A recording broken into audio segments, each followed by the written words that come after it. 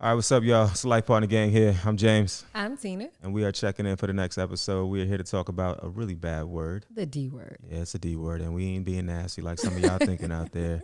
We ain't talking about that D word, none of you eggplant folks. We are talking about divorce. And I don't know what it is. Like, there's a lot of breakups happening in 2020. I don't know if it's the quarantine, if people are just like something's in the water, but people are truly ending their relationships. It seems like at a alarming rate, and there are a couple of examples I want to talk about, but then also get into like your thoughts on divorce because I don't know how you feel about divorce. You've actually never talked about that. Because where you going? I mean, I ain't going nowhere, but like you know what I'm saying? You might try to, pull up one day and then I come home and everything is gone, the kids is gone, and I get some paperwork or something like that. Whatever. So I should have asked that question before we got married, but Probably. Would have been a good one. I digress. We are here. You ain't going nowhere now. I got friends that help hide the body, so if you try to bounce, we got you. Anyways, back to the LPG. So let's get into some of these recent breakups. So we got Cardi B and Offset, been married since 2017. And like this is black love, so we hate to see people, breaking up black families because there ain't a lot of us out there. So Right. we want them to be together. We have Ray J and Princess Love, who've had an up and down situation since 2016.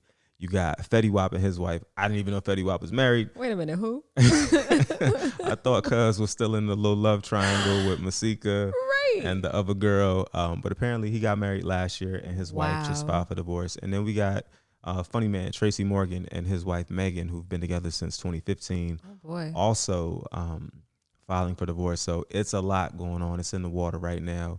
We don't want to drink any of that. But Nah. like, what do you think? Is it quarantine that's causing people to break up, or are there deeper issues here? I think it's both. I think, of course, it's deep. It's obviously deeper issues because, to make a decision to be divorced is a huge one. But I think those deeper issues are being brought to the surface because of quarantine. It is a lot to have been, in the house for the last, 6 to 7 months, however long we've been here. I don't lost count. All But, 2020. but with someone that, you don't vibe with, you don't communicate with, you don't agree with, you don't get along with. And you can't run from that. You can't, go hang out with your friends. You can't, go to a bar, to a club or, out, whatever your vice is, or, how you get away. You can't get away to the gym. You can't get away. You have to deal with those issues within the walls of your home. And it's challenging for couples who do love each other, do like each other. I mean, we've had our moments where it's been like, look, I'm sick of this house and I'm sick of you. And I like you very much. I love you very much. But we've had our moments. Yeah. So I can only imagine being stuck in a house with someone that I literally do not like. Like it's hard to survive that. Yeah, and I think those are great points. And I think with the quarantine aspect of it, like, there's no escaping anything anymore. Like, whatever the issues are, you have to face them because there's nowhere to go. It's right there. And in your right there in your face. face, and it's in your face every day. So I think you have to be strong in dealing with that. And I think also there's, like, before when you could get out the house freely, there was at least an outlet. Yeah. You know what I mean? So like if you wanted to go to the gym, or if you wanted to go on a trip, or if you wanted to go hang out with your friends and y'all have like a little girls trip, guys trip, whatever, you could do that. Today it's harder to do that and to move around. So it's putting people in situations where they need to face each other. Yep. But at the same time too, like when I'm seeing people getting divorced who've been together a year, like in Fetty Wap's case, 2 years, 3 years, like in Cardi B in them case, it's like, man, did y'all really try? Like there's, when Cardi comes out, like she came out and said that it wasn't infidelity. It wasn't that, the whole baby story that somebody made up wasn't true. It wasn't any of that. And really was like, she just wanted her peace. And they were arguing all the time and they couldn't see eye to eye. And she feels that they've grown apart. Mm. I mean, but growing apart in 3 years, that just seems kind of crazy to me that you would grow apart in 3 years. Like where you're all and together. you can't work that out. You can't figure it out because it's just not easy. No, it's not. But I think, and of course, everything is subjective. We're on the outside looking in. Sure. I imagine that in a situation like Cardi B and Offset, they are very A-list celebrities. They have very busy schedules between touring and shooting videos and photo shoots and all of that stuff. So I imagine that from the very beginning of their relationship to now, or up until the point of quarantine, there wasn't just a lot of time where their day to day was spent together. That's a good point. So to take them from they were probably essentially in a long distance relationship, and being in a long distance relationship and then being in a relationship where you're literally in the house together every single day, that's a different ball game. It is. And it shows you, you know, sides of a person that you've never seen, and you have to you essentially have to get to know the person all over again, or in a much, much deeper way. And that can bring some stuff to light that some people are just like, nah. Yeah, that's actually a good point, and one that I didn't even really think that much about. And I think we can relate to that point too, because you know we were in a long distance relationship with me traveling so much for work and you know going back and forth, and then we came to LA because one, you know, the opportunity was out here, but then two, we didn't want to go into 2020 in Right. a long distance relationship for our family anymore. Right. And we had to get to know each other all over again. Yeah. And, you know, get our rhythm back. So it was still like, you know, the first quarter of the year, it was still like, we still trying to figure this it is out. weird. Yeah, because it went from, you know, Monday through Thursday, like my life is I go to work and I come home. Well, I go to my hotel room. I call y'all, talk to y'all till y'all go to sleep. And then I'm in a bed to myself. I get to do whatever I want for the rest of the day. For the rest of the night, I'm in a different time zone. Yeah. Wake up, do it the next thing. Come home on the weekends. We like have We our spending time together, time but together. it was just a different vibe. Yeah. To being home with somebody, you know, every single day, and you have fallen back into, I guess, your bachelor living ways, just putting stuff wherever you wanted to put it, Oh, here you never go. finding the laundry basket. There you That's go. another talk for There another you day go. though. But There you go. it's different. So, and you just never know somebody for real until you live with them. Yes. You just don't, not saying that they didn't live together prior to quarantine, but I still imagine that there was not a lot of time in the house together. I just don't think that. Yeah, not with their lifestyle. Like they make their money on the road. Yeah. So, you know what I mean? They gone probably 70% of the year just touring and doing shows and recording, all of that stuff. And now So y'all home. now you home and you Stuck. And it's one thing to be stuck with somebody you like. It's a whole different thing to be stuck with somebody you don't like. Or don't know. Or don't know.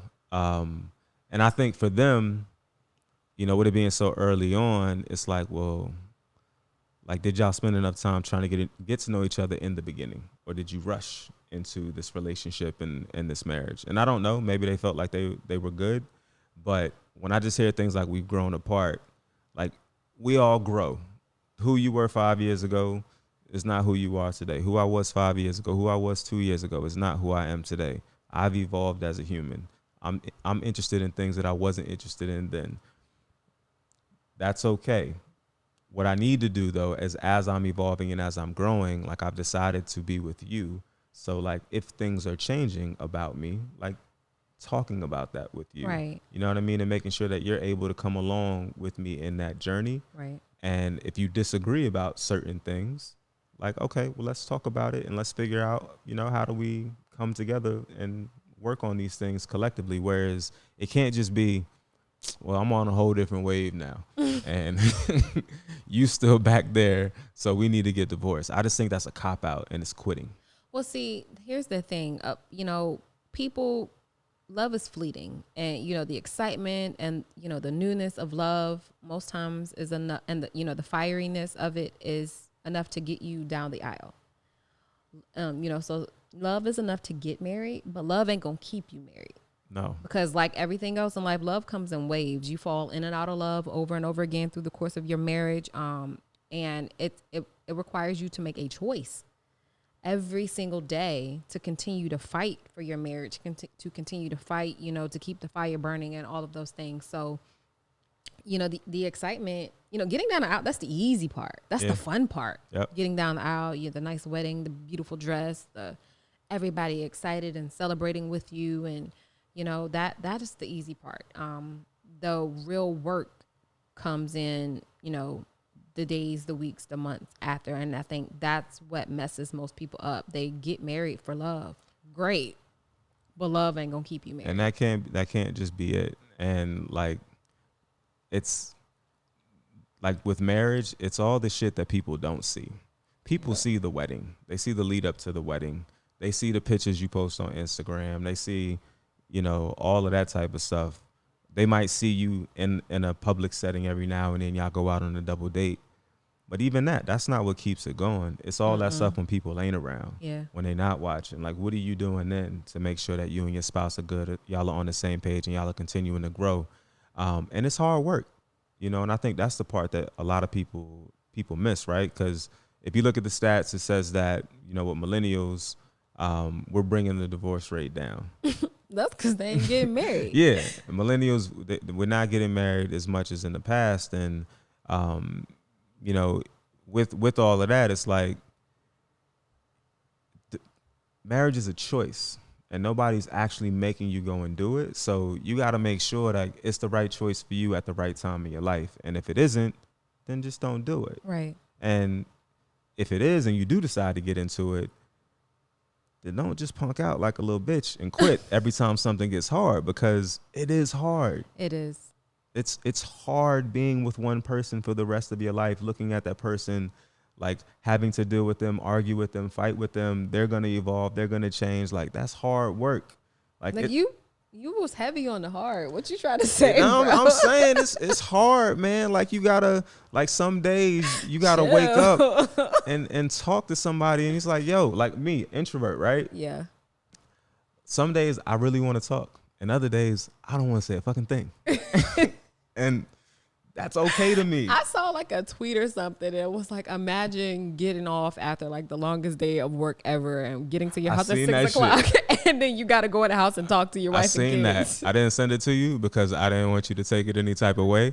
But I seen that shit. And when I seen it, I was like, oh my gosh, that is my life in a meme right there. I'm telling you, because you don't get it. Like, there'll be days, especially back like when I had to commute, when we lived in like Texas, and I'm riding for like an hour and a half.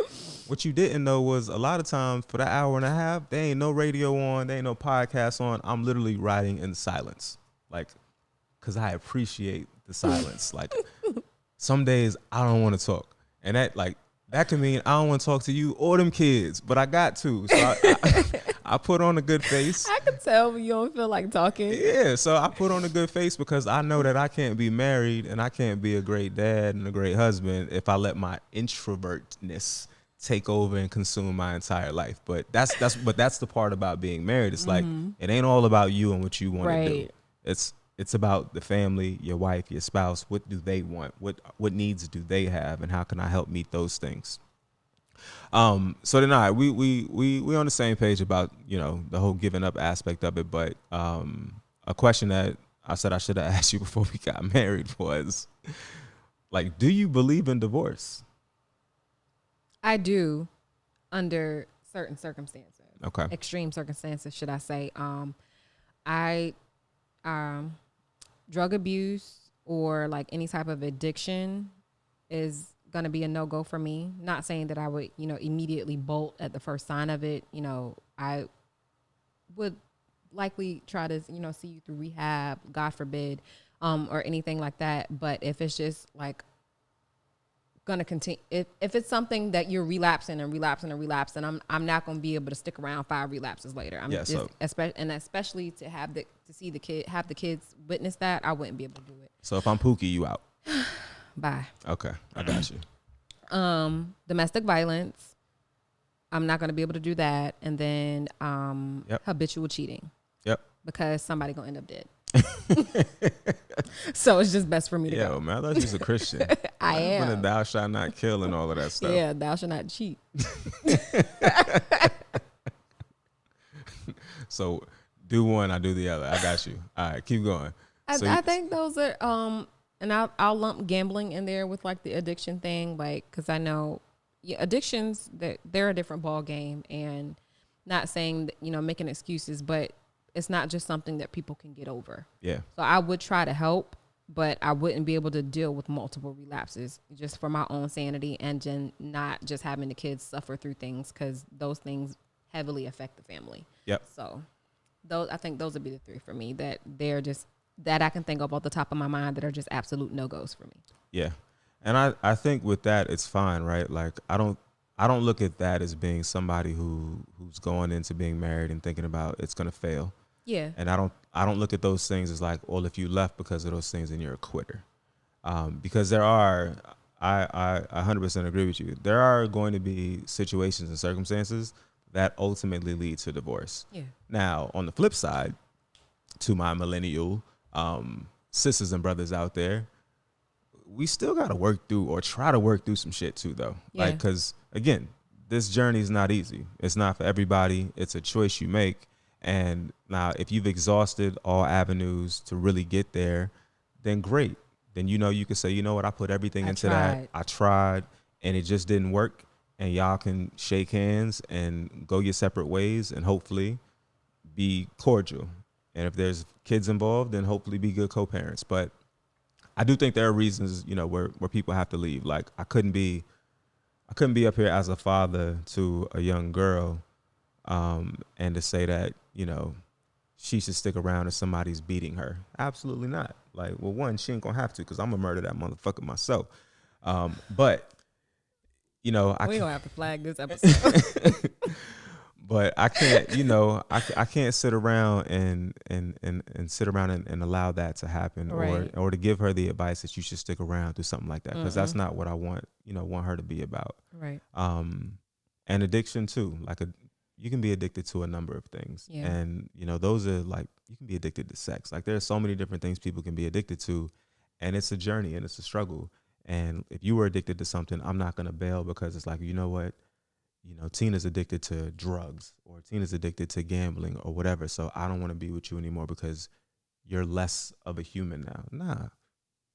Again, it's something you try. Yeah, I try. Like going into it, did I know you was going to be addicted? No. Did you know you was going to be addicted? No. But we figure it out together. That's what these things are. And then if we feel like it's just completely toxic and we can't work it out, that's different. then boom, let's move on. But the I would try first. yeah, you got to give it time, man. And I think that's the biggest thing I'm seeing. Like with all these people I named, they're all millennials with the exception of Tracy Morgan, but his wife is younger than him, so she might actually be a millennial too. They were married 5 years. Everybody else on that list was 1 to 4 years, I think, was Princess and Ray J. But even with them two, they've both filed at certain points and then tried to reconcile and get divorced. And it's like, yo, like, come on, man. Like, did y'all really try to work this thing out? Like, because now you got multiple kids in the mix. Like, who's thinking about that? I think that, and again, this is just from the outside looking in. When you're a celebrity and or you have a certain status, not that I'm sure anybody can feel this way, but I think with being millennials, we have options with like everything, with life, with relationships, with job opportunities. We just have options. So it's like knowing that you have options is easier to be like, F this, I'm out. Yeah, it's funny. I was literally just talking to mom about that yesterday, and it was about the workforce. And she was talking about millennials, like, y'all just don't want to deal with nothing nowadays. Like the minute somebody get on y'all nerves, y'all like, I'm off to the next thing. And I'm like, yeah, mom, like we're not going to sit around Stay and for what? Deal with the nonsense for what reason? Like we're going to move on and go do something else if we feel like it's better. And in jobs, which are not permanent situations, you're going to have multiple jobs in your career and your life. Cool. But with a marriage, it's more of a permanent kind of thing that you've got. It should be, right? So we shouldn't treat it like a job. Yeah. And with celebrities, and I don't even like celebrities, I think you're right. Like they have this notion of, well, I'm Cardi B or I'm Offset or I'm whoever, right? I could go get somebody else. I'm rich. I got millions of dollars. Like the next person gonna take me. But if you ain't fixing the issues, then the same thing is gonna happen. Yeah. And then how many times you gonna get married? 4, 5, 6, 7 times? I mean, there's people out here on their 5th and 6th marriage. No shade. Which is wild. Like, because I ain't doing that. That's it. This is it for me. God forbid if we don't work out for any reason. Single forever. Well, we already talked about this. You ain't going nowhere. We in this, what Jada say? Life partner for life. You gonna get on one side of the house, and I'm gonna get on the other side of the house, and we gonna work it out. We ain't with all the other stuff that everybody else is on. And it's like, for the 6 years that we've been married, there have been times where it's been difficult. We've not agreed on certain things, or, we had to work through stuff. Yeah. That's just part of it. That's the nature of the beast. It's no,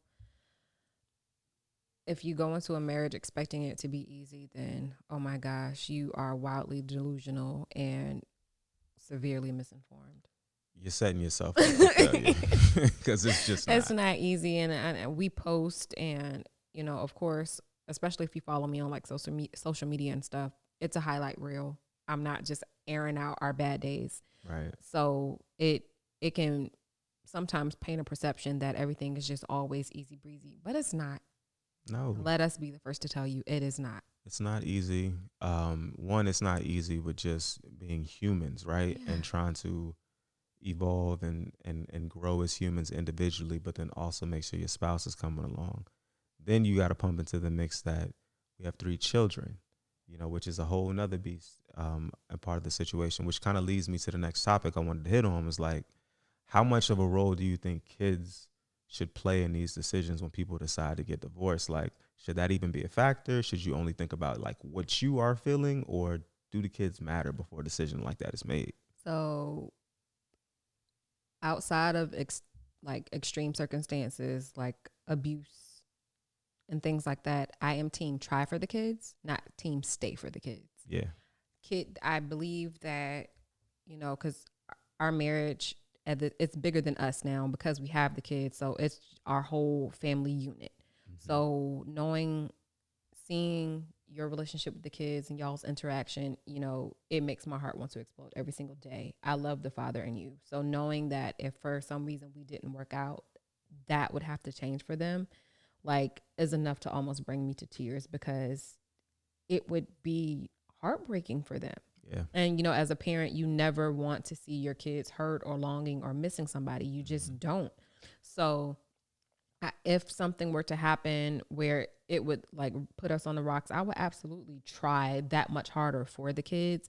However, everything has to have a limit, because what they're learning about relationships and marriages and how love works and things like that, they're learning it from us. 100%. So I want the boys to learn how they should treat their wives, and I want Zoe to know how she should be treated as a wife through watching us. So it's only so much that I'm going to be able to allow us to go through. Yep. From a negative perspective, because whether we want to admit it or not, they pick up on everything. Like the last big disagreement we had, we thought the kids were asleep and Zoe was not, and sis got all the tea on every bit of the argument. And then we didn't realize it until the next day, where I caught her giving Pooh like a recap. And it was like, what? She was supposed to be asleep. How you know all of that? So it's like, they pick up on everything, whether they're recapping it to their brothers or they're just completely silent, because Pooh is the type that he doesn't say much of anything, but he listens and watches everything. So it's just, it's so much that they pick up on. So I want to make sure that they're picking up on the positives and the happiness, not the craziness. So it's only so much I would allow us to be able to go through in front of them. Especially, that was like one of the reasons why we had went our separate ways back when Pooh was a baby, because we were arguing so much. Get it together. And he was entering like that toddlerhood stage where he was noticing everything, and we didn't want to keep fighting like that in front of him. So, same rules would apply if we just got to that point in our marriage where it was the differences we just couldn't reconcile. Yep. So. Yeah, I think that all makes sense, because I think, even back, like Pooh is a lot like me when it comes to that, where he's very quiet, but he's observant. And like to this day, there are conversations that I witnessed or was privy to, or arguments my parents had, and they don't even know that I was listening, or I know what was going on, right? So you have to be mindful of that. And I think, that was an unlock for us, like as partners in a relationship, is when we figured out how to coexist without all the fighting. And to make sure that if there was something that we were going to get into it about, we don't do it in front of the children. Because I just think when I've seen like super toxic relationships where people is like just screaming at each other, one person holding the kid, another person got a kid hanging onto his ankle because they're freaked out, and they just fighting, and it's like, nah, man, like, you gotta, that's trauma for the children. You know what I'm saying? And I think when it comes to things like divorce, like, you have to consider the kids, if there are kids involved, because you don't know what it's going to do to them. Like, you could be putting them through a lifetime of trauma if you don't think about how it's going to impact them. And that's not saying, again, I agree with your points about if something like really, really bad is happening to you, then you got to get up out of gotta there. get out of there. Take your kids, get up out of there. If You I gotta was doing leave for something, the kids. yeah, if I was doing something crazy to her, she should 100% take these kids and get away from me until I'm fixed and ready to be around. If not all of them, at least the children. Yeah. But in situations where it's not that, like, figure out how to work it out. Think about the children, what the impact is going to be to them, and how this is going to impact them and their life going forward, because it's going to be a lot to if you living with mommy and daddy every day, and then now you're not. Because it disrupts their entire normal. You know what I mean?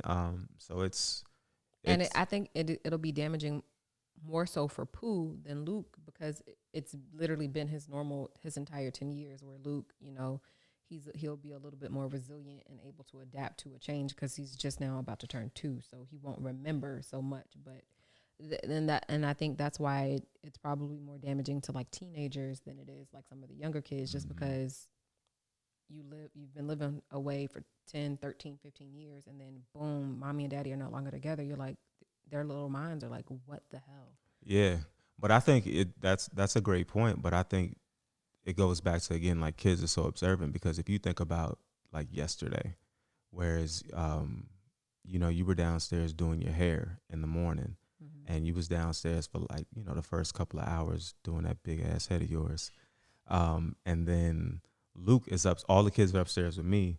Luke is coming around, like, I'm in the kitchen making him breakfast, and he's like, "Where's mama?"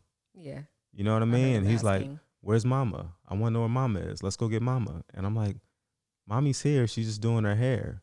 Like, all right, let's go.